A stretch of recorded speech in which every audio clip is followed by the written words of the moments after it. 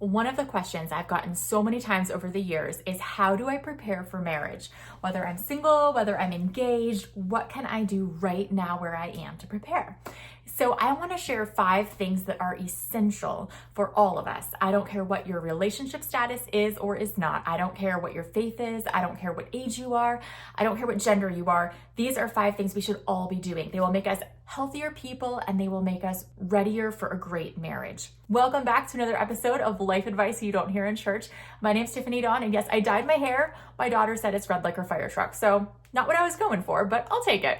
If you like this video, hit subscribe and share it with somebody else who might need it as well. So the first thing that we should all be doing is go to therapy. I know I talk about this all the time, but I am a huge believer in therapy. When I first got married, I thought I had worked through all the junk in my life from past relationships and my body image issues and my past eating disorder. And I was convinced I had dealt with it all. Little did I know that marriage and other big life transitions can be like peeling another layer off of an onion. And the bad news is it hurts and it sucks and you got to deal with it. But the good news is it will leave you more whole and more healed than before. And all these issues started coming up in my heart again, of not trusting James would stay faithful to me, of not believing I was worthy of loving, not believing I was pretty enough. All these things that came up because of past relationships and past struggles. And I remember James saying, "Sweetie, you really need to go see a counselor." And of course I was like, I need to see a counselor. You need to see a counselor. You're making me feel this way. But I finally agreed to go and I started meeting with this counselor, and it was really hard at first and really painful, but it was incredibly healing and freeing. And it was one of the best gifts I've given to myself and to our marriage. So if you're looking for a therapist and you don't know where to go, check out my sponsors, BetterHelp. They're linked in the description below, and you can click on that link for 10% off your first month with them. It's all online, so you can meet with them from anywhere in the world, and they have a Christian therapy option. That link will bring you right to it if that's what you're looking for. Number 2 is develop healthy financial habits. I remember when I was in college, I had come out of a really bad relationship. I was struggling with disordered eating, and I wanted to shop at the mall for clothes 5 days a week. This is back when malls were cool. And I just had this drive to go buy new clothes. I just thought that whatever I bought would make me beautiful. If I bought this new thing, I would feel better about myself. And it was like I was looking to the things I was buying to give me confidence and to make me feel better about myself. And what I really needed was, back to point number 1, I really needed therapy. But I was trying to turn all of that into shopping.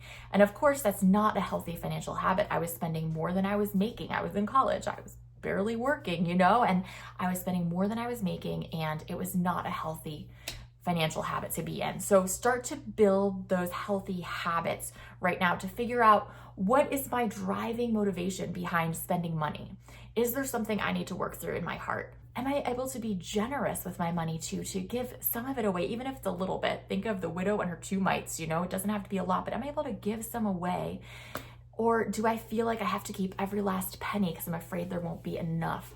If you're looking for some resources for building better financial habits, I have a couple linked down in the description below. Number 3 is learn some good listening skills. Really being able to listen to somebody and be present with them is a way to build intimacy and to help the other person feel seen and known and loved. And you want to be able to do that and have that done for you in your marriage relationship. Again, if you're wondering, how can I start to develop these skills? I have some resources linked in the description. There's a lot of resources in the description today, so just check them all out. Number 4 is learn how to speak up for yourself. This is the other side of listening in a sense. Sometimes, especially maybe as Christian women, we have this idea I just have to defer to everyone else's needs and I don't want to speak up for my own. There's almost this idea that we're not supposed to be strong or forward or honest. But in reality, if you want to know and be known, which is part of intimacy in marriage, you need to be honest about what you're thinking and feeling. And so in past relationships, I would let things build up inside me, like, oh, he hurt me there, whatever, I'll move on and I'll just stuff it under the rug. Or, oh, this happened, I'm just gonna ignore it and just hope it goes away. And eventually it would build up and explode like a volcano inside me. And with James, I started learning how to be honest. Say when you did this, I felt this way. When this happened, I was hurt, or I feel like I need more of this. And I think the more comfortable you get with this, the more you can do this in a kind way. That's not just exploding out of nowhere, but that as things come up, you deal with them in a low pressure way that's kind and honest and loving. And I think the more comfortable you get with this skill, the better you'll be able to use it in a healthy way. And lastly, build meaning into your life right now. Find things that put meaning into your life. I think my little sister is a great example of this. She's engaged right now. She's also getting her PhD in, I think it's biochemistry, but maybe it's something else, some science thing. I am not a science person, but my whole family is. And she also makes time to do pottery. She goes and several hours a week spends time in the studio with making these clay things into mugs and centerpieces for their wedding and all this different stuff. And it's so cool. Like, that brings meaning into her life.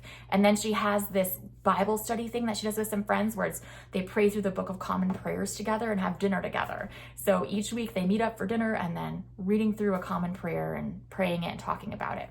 So she has these different ways of building meaning into her life. And I think that's something we all need. No matter what our relationship status, we need to find things that are meaningful to us and make time to prioritize those and invest in those. When I was single, I thought once I get married, like, that's gonna be the meaning in my life. And to realize that no one person can fill all of that meaning and all of our relational needs and give us that. We have to find that for ourselves, and we have to find it in multiple places, not just in one person.